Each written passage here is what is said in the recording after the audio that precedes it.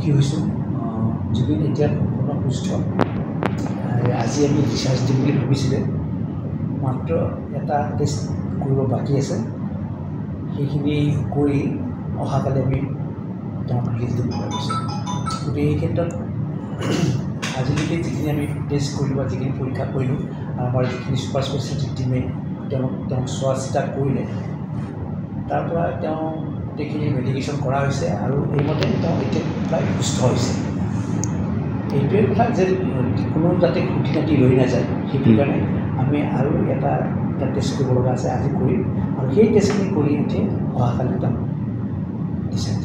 চিকিৎসকৰ ফালৰ পৰা পৰামৰ্শ দিয়া হৈছে নেকি জুবিন গাৰ্গলৈ কিবা কেনেধৰণে থাকিব লাগিব নিশ্চয় তেওঁৰ প্ৰথম কথাটো হৈছে ডায়েটটোৰ ক্ষেত্ৰত আমাৰ পৰামৰ্শ দিয়া হৈছে তেওঁৰ যাতে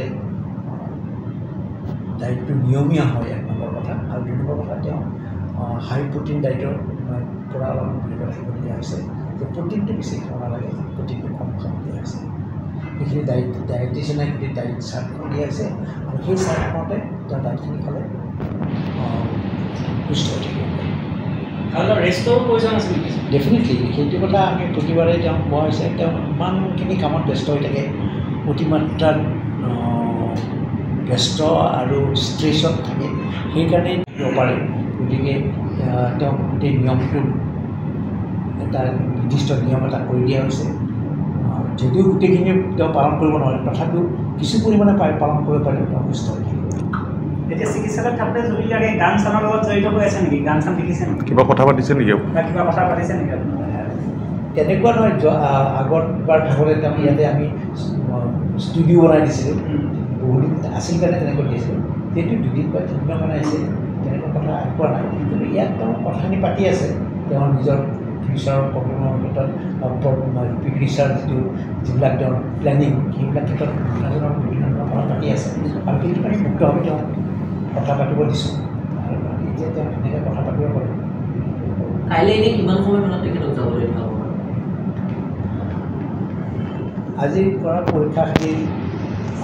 ৰিপৰ্টটো অহাৰ পিছত আমাৰ ডক্টৰে 4টা বজাত বস্তুখিনি কালি 5টা বজাত যাব লাগিব এইটো চিজাৰ এটেকটো কিহৰ কাৰণে হৈ থাকে জুবিন গাৰ্গৰ ক্ষেত্ৰত আমি দেখিলোঁ দুবাৰ হ'ল এতিয়া গতিকে কিহৰ কাৰণে ইয়াৰ বহুত কষ্ট থাকে সেই কষ্টখিনি ৰুল আউট কৰিবৰ কাৰণে আমি গোটেইখিনি টেষ্ট কৰিছোঁ গতিকে MRI কৰিছোঁ গোটেইখিনি তেওঁ ঠিকেই আছে একো ডিফেক্ট নাপায় গতিকে আমি এতিয়া বিভিন্ন ধৰণৰ কজৰ কাৰণে চিজাৰটো হ'ব পাৰে গোটেইখিনি কজ যদি আমি ৰুল আউট কৰিব পাৰোঁ সেইখিনি সেইমতে লাইনত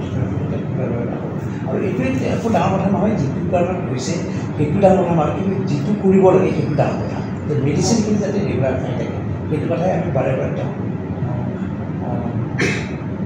বুজাই আছোঁ বা কনভিন্স কৰাই আছোঁ যে যাতে মেডিচিনৰ ভিতৰত ব্ৰেক হ'ব নালাগে যিখিনি মেডিচিন কণ্টিনিউ হ'ব লাগে সেই মেডিচিনখিনি খোৱা উচিত বুলি তেওঁ বিচৰা আছে